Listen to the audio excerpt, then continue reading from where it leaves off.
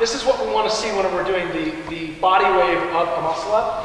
And we all want to be able to do this candlestick to a roll up or a stand up because we need to know how to roll for safety and for just general awareness of your body. So if you notice his hips are pressed up, he's kicking his heels down into me, right? So this is what we're trying to get to.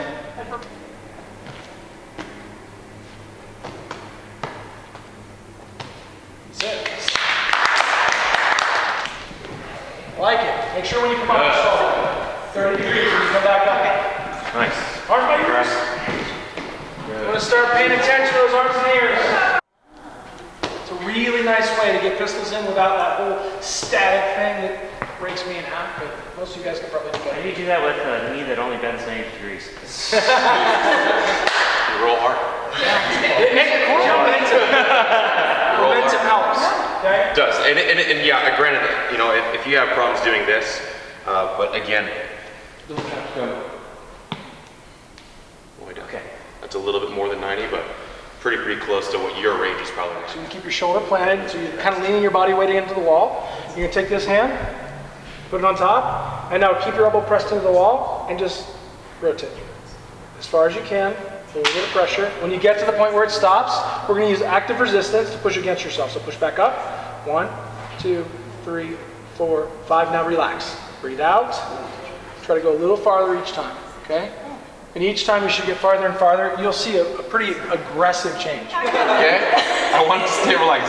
This is perfect. She's doing it perfect, okay? It doesn't, again, it's okay to have bad flexibility, all right? But again, let's not be king of the gym on the mobility station. Like, man, you all need to get to work. I can do it. Right? No, it's right here, okay?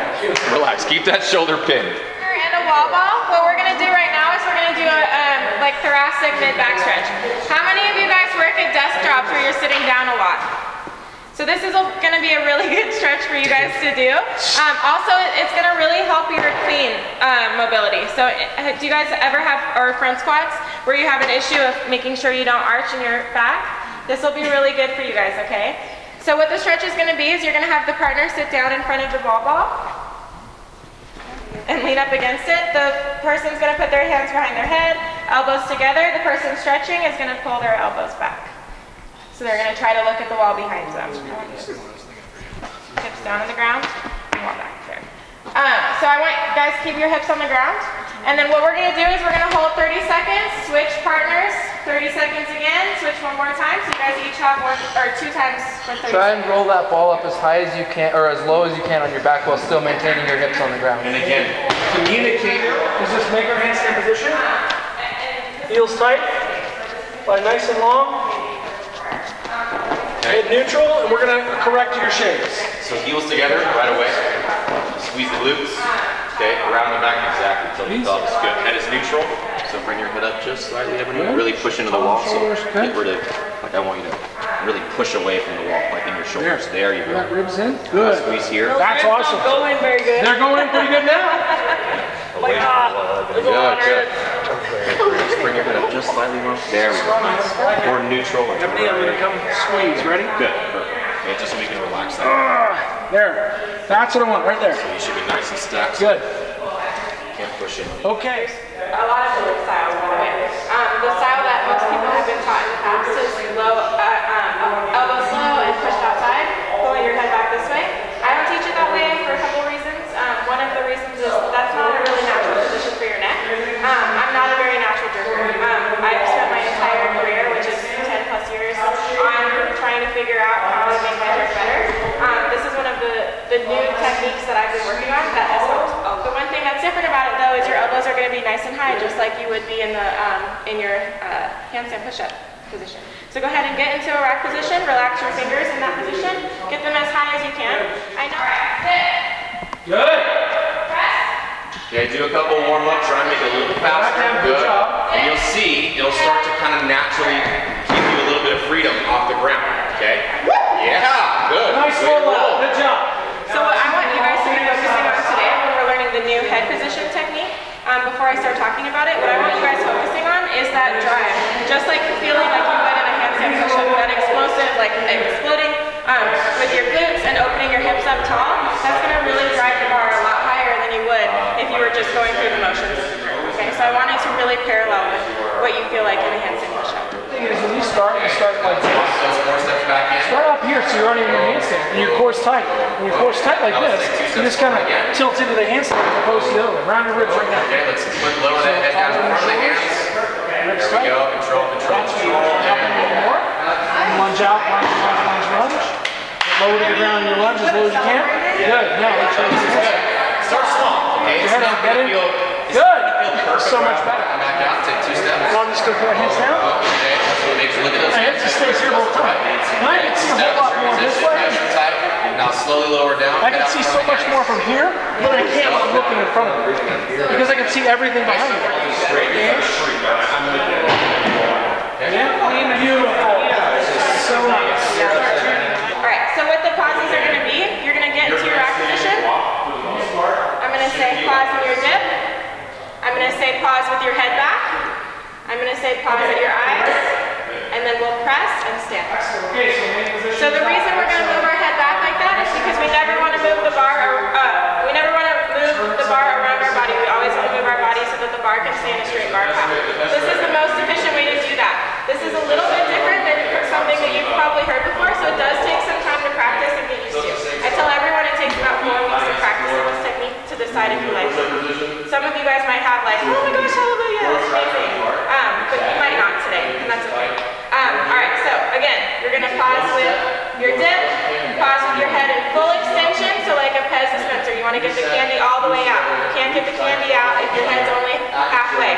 Also, the candy pretend is the bar, so you'll hit your chin with the bar. So full extension with your head, come up to your eyes. If you notice, his rack position is just a little bit longer. He's not going straight, he's not away from his body, it's just up a little bit higher. And then stand and press. All right. Pause with your head, that's fine, but I really want you guys to try at least one where you get a fluid, just regular. So especially with heavier loads, you're going to want to meet the load, or stay with it the whole time. So control it and then explode. Watch that head. It's a good adjustment. You're here, and then you just here. No, because he's only the adjustment.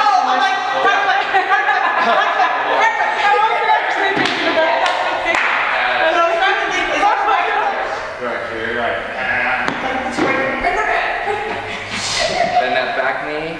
There you go. Now we're coming. Good. So just get comfortable hitting. Because right now you like reaching that front leg out. And being a little. Reach up. Big breath. Quick. Good. There you go. That was your best one. 1, 2, 3, go. Notice the finish position is exactly the same, right? Fully extending the shoulders, lower back down again. Again, out in front, so the elbows are in the same basic position, and back up. Good, one more time. And up. Good, so there's the shoulders, right? Trying to get those elbows in the right space. The other thing I want to point out is that if you think about this, their bases are wide. So when you actually get to the jerk, you don't want to have a narrow, little tiny jerk position like this, right? You want to be wide. Same thing with the handstand push-up. That's why at the bottom in your rest point, you want to have this wide tripod base so that you can balance, right? They're both requiring the same thing, balancing weight, okay? So really focus on just those positions at the bottom and making sure they're always right. One thing that we always talk about in gymnastics, and it's the same with lifting, is that if you understand where you start and where you finish, eventually everything in the middle comes together, right? But if you're lazy and you don't finish that final position, right? If you don't quite make it and then you're just like, oh, I'm done, right? Then you never can get from the start to the end the way you want to. So really concentrate on, before you walk away, and you'll see this a lot in gymnastics, where the athlete will like screw something up and they're like, okay, come back, all right, and then they'll walk away. Why? Because they're training their brain. They always want to make sure we hit that final finish position, okay? The only other thing I'll talk about these skills is that the one thing that's common across all of either Olympic lifting or gymnastics is precision, right? We really want to make sure that as you're training and as you're working on these skills, that quality is the most important thing, right? When you go do a WOD or Metcon or something like that, it's kind of a different story. You want to be trying to be quality the whole time, but eventually it's going to break down.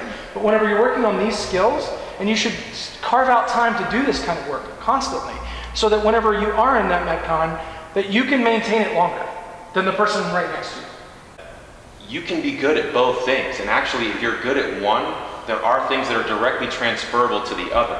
So that as opposed to going in thinking that, well, I'm a strong Olympic lifter, therefore I'm always going to suffer at some of the gymnastics movements, change that. That's what we're trying to do for you, is just show you that if you are good at this, this can be better. It's directly related, and if you continue to improve here, you will improve here. It shouldn't be like that?